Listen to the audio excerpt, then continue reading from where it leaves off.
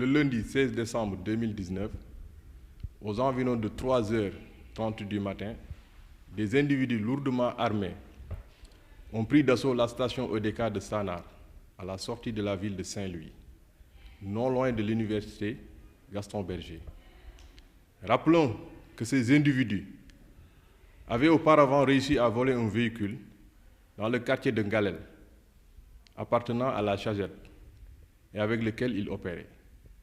Selon les premiers renseignements recueillis, ces individus tentaient de s'attaquer à la banque CNCA qui est contiguë à la station EDK.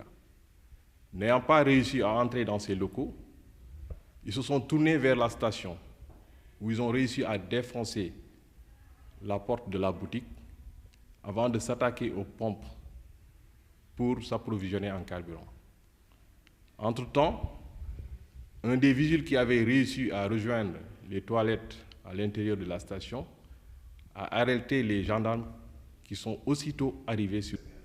Lors d'un échange de tirs entre les malfaiteurs et les gendarmes, ces derniers ont visé les deux pneus avant du véhicule, les obligeant ainsi à s'arrêter et à poursuivre le chemin à pied.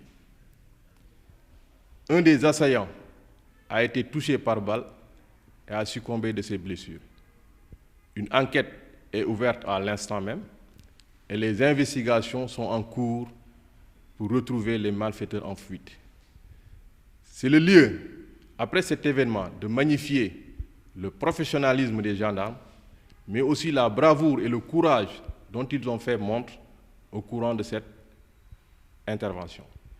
Je profite de l'occasion pour inviter les populations à coopérer avec les forces de défense et de sécurité dans la lutte contre l'insécurité. Alaikum yéen mbokk yi ñuy seetaan man may capitaine Ndiaye, commandant compagnie gendarmerie bu Saint-Louis. waaw altine bi nga xamante ne moo passé ay booru heure ci fajar ci la ay samba boy yoo xamante ne dañoo gànnaay woon ñëw daal di attaqué station EDK bi nga xamante ne booy génn Saint-Louis passé université ci ngay dal. ci li gën a fës nag ci kii bi ci attaque boobu mooy dañoo defoon ne banque bi la samba boy yooyu bëggoon attaqué waaye mujj ñu woon mën a dugg ci bërëb boobu ndax dafa tëju woon. ci noonu la ñu tourné jubal ci EDK bi ba ñu ñëwee jot nañ dajji boutique bi ba dugg ca biir pare ci loolu daal di génn dem ci pompe yi pour sol essence ndaxte dañoo sàccoon nag benn oto ca quartier boobu ñuy wax Ngalel balaa ñoo dem ca station ba ci guddi gi.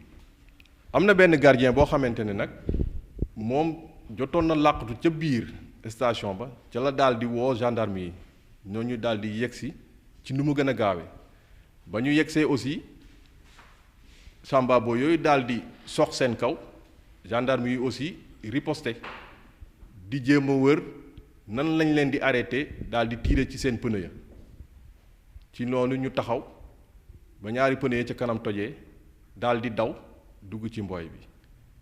ci biir soxante boobu nag am na kenn ci samba boy yi bi nga xamante ne benn bal dal jam na ko ba mu dafa mujj gaañu.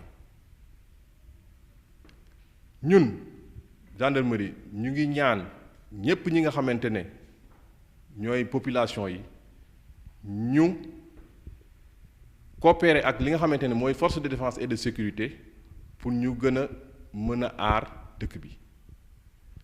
gendarme yooyu nga xamante ne nag ñoom ñoo intervenir ñu ngi leen di jaajëfal ndax courage bi nga xamante ne moom lañu àndal ak pas-pas bi ba mën a yegsi ci délai yu néew ba mën a saafara nit ñooñu nga xamante ne ñu ngi woon ci njàqare. enquête bi nag mu ngi dox yoonam ñu ngi wër pour jéem a gis ñi nga xamante ne ñoom ñoo jot rëcc te daw.